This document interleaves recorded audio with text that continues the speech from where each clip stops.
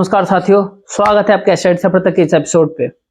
साथियों, जुलाई 2023 के भीतर काफी लंबे अंतराल के बाद एनडीए गठबंधन, राष्ट्रीय जनतांत्रिक गठबंधन जिसको कहा जाता था, उसकी बैठकें हुई। लोग इस बात को भूल चुके थे कि एनडीए गठबंधन नाम की कोई चीज बची भी है।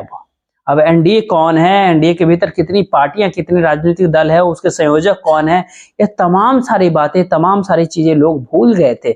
लेकिन बैठक हुई एनडीए गठबंधन की, दिल्ली की अशोका होटल में हुई। अलग अलग राजनीतिक दल, अलग अलग कुनबे, सारे के सारे इकट्ठे हुए।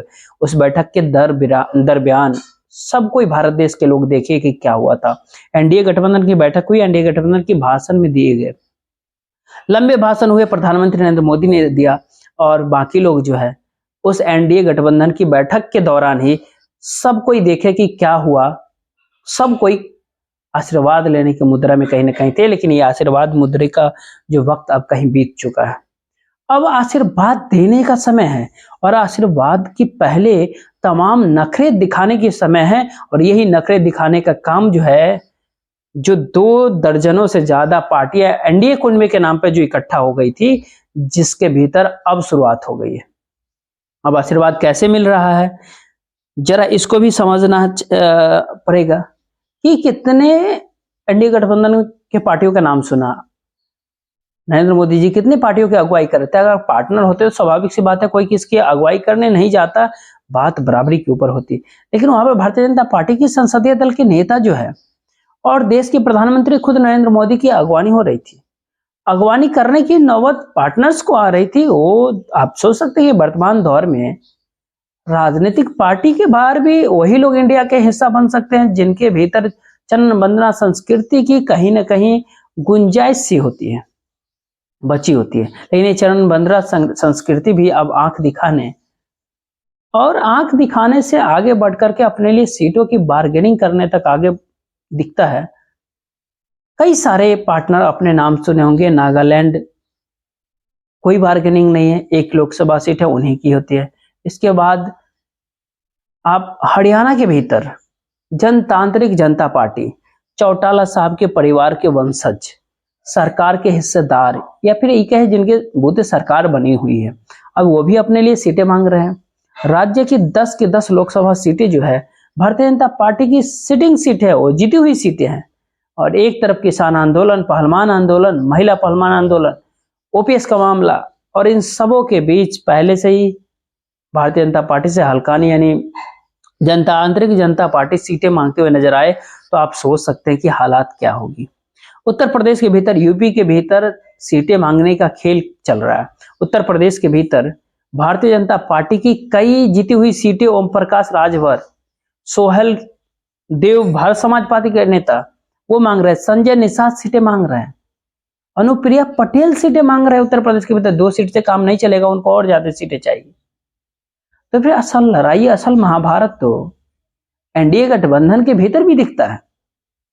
और इसके बावजूद जब जहां पर सबसे बड़े सीटों का जो 2 राज्यों में एनडीए गठबंधन को है, उसके भीतर एक राज्य होता है बिहार और दूसरा राज्य महाराष्ट्र। बिहार की अगर बात की जाए तो एनडीए गठबंधन के भीतर कौन पार्टी है, कौन कुनबा है, ये बात तो पता नहीं चलता।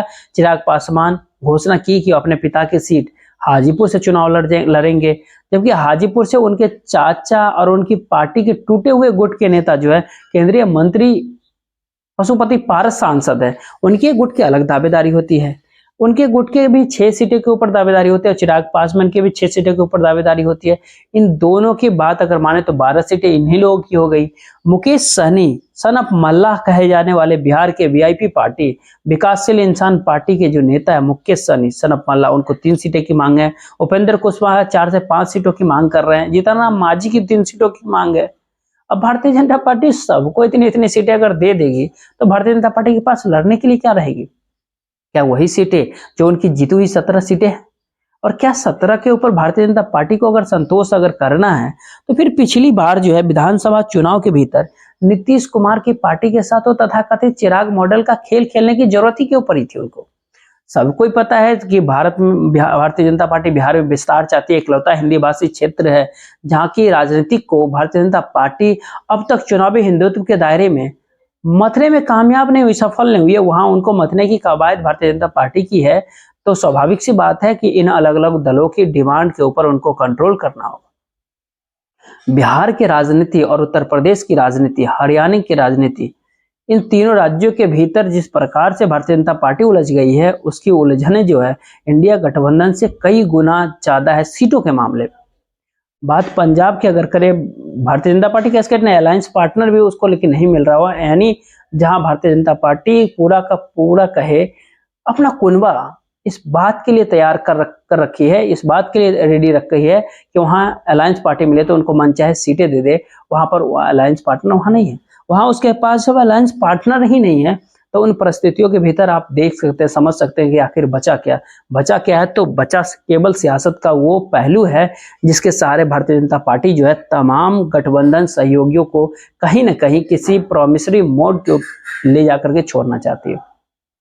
कोई पोस्टेड डेटेड चेक देना चाहते हैं, लेकिन कोई पोस्ट डेटेड चेक के लिए इस चुनाव के भीतर तैयार नहीं होता है। बात महाराष्ट्र प्रदेश की अगर करें, महाराष्ट्र के भीतर भारतीय जनता पार्टी पिछली बार उद्धव ठाकरे की यूनाइटेड शिवसेना, एक ही शिवसेना के साथ चुनाव लड़ रही थी, लेकिन आज के दौर में, वर्तमान दौर में जनमत जो है शरद पवार के साथ है, जनमत उद्धव ठाकरे के साथ है और शिवसेना नाम की पार्टी भारतीय जनता पार्टी के साथ है। चुनाव आयोग ने रजिस्टर्ड शिवसेना भारतीय जनता पार्टी के साथ है, तो फिर जनता के दिलों में रजिस्टर्ड शिवसेना उद्धव ठाकरे के साथ इंडिया गठबंधन के भीतर एनसीपी क्या करना है। चुनाव आयोग ने इसका फैसला नहीं किया, चुनाव आयोग जब तक फैसला नहीं किया तब तक शरद पवार की पार्टी असली एनसीपी होती है, इसको भी मान लेना जाना चाहिए।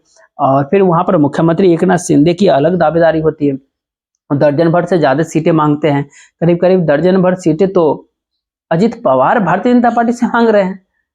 और इस तरीके से जब सभी अपने सीटें की मांग कर रहे हैं तो कर्नाटक के भीतर एचडी देवगौड़ा की पार्टी जो भारतीय जनता पार्टी के नए नए पार्टनर बने हैं, जहां 28 में से 26 सीटें भारतीय जनता पार्टी अलायंस की है, वहां पे भी 8 के 9 सीटों के ऊपर वहां दावेदारी होती है। अब इतनी सारी सीटों की दावेदारी को भारतीय जनता पार्टी भला कैसे इसको सबको कैसे दबा देगी और अपना हाथ कैसे उसके ऊपर रखेगी। इस हालात के अंदर भारतीय जनता पार्टी कम से कम वर्तमान राजनीति को मथने के साथ साथ राम मंदिर के मुद्दे के साथ साथ अपनी पार्टी के कॉन्ट्राडिक्शंस को दूर करने में कहां तक कामयाब होगी और इन कॉन्ट्राडिक्शंस के भीतर सहयोगी दलों की, क्षेत्रको दलों की मानने में कहां तक कामयाब होगी। 2024 के लोकसभा चुनाव के भीतर भारतीय जनता पार्टी की सीटों की संख्या जो है 200 के पार जाएगी या फिर नहीं जा पाएगी, इस बात के ऊपर काफी कुछ निर्भर करेगा उनकी सीटों के बंटवारे को लेकर के। ठीक से अगर क्षेत्रको के साथ समझौता हो गया भारतीय जनता पार्टी की तो 200 आंकड़े पार कर सकती है। 300 आंकड़ा भारतीय जनता पार्टी को भी पता है, 303 को दो की आंकड़ा दोहराना वाकई चैलेंजिंग है 2024 के लोकसभा चुनाव में। लेकिन क्योंकि भारतीय जनता पार्टी के जो बिहार के जो बड़े चुनावी पार्टनर थे वो अघोषित संयोजक जैसे स्थिति में इंडिया गठबंधन के नीतीश कुमार बिहार के, और महाराष्ट्र जो उससे भी बड़ा हिंदुत्व का ब्रांड था, वो हिंदुत्व का ब्रांड इंडिया गठबंधन के साथ खड़ा हो गया। ठाकरे परिवार, उद्धव ठाकरे, उधर नीतीश कुमार बिहार से जा चुके हैं। जयललिता के देहांत के बाद जो जयललिता की पार्टी 2019 के भीतर कम से कम सत्ता में थी तो कॉन्ट्राडिक्शन दबा हुआ होता है। अब सत्ता से जाने के बाद जो है उस पार्टी के भीतर कितने गुट है और कितनी यहाँ पार्टी है, ये तमिलनाडु के लोगों को भी नहीं पता होता है। भला नरेंद्र मोदी जो अमित शाह जी को कहाँ पता होगा तमिलनाडु में अलायंस कौन सी एआईएडीएम की बात। हालात दरअसल ये होता है कि भारतीय जनता पार्टी जिन राज्यों के भीतर है वहां पीक पर है, जहां नहीं है वहां करीब करीब शून्य पे होती है। यानी एक तरफ भारतीय जनता पार्टी सीटों के पहाड़ के ऊपर बैठी होती है तो दूसरी तरफ सीटों की खाई में होती है। तो पहाड़ पे जहां पे होते हैं वहां पर देना नहीं चाहते और दूसरे के लिए जगह छोड़ना ही नहीं चाहते, और अलायंस पार्टनर वहीं उससे मिल रहे हैं। तो फिर देखना बाकी है जहां पे क्या होता है। देखिए, जय हिंद, जय भारत।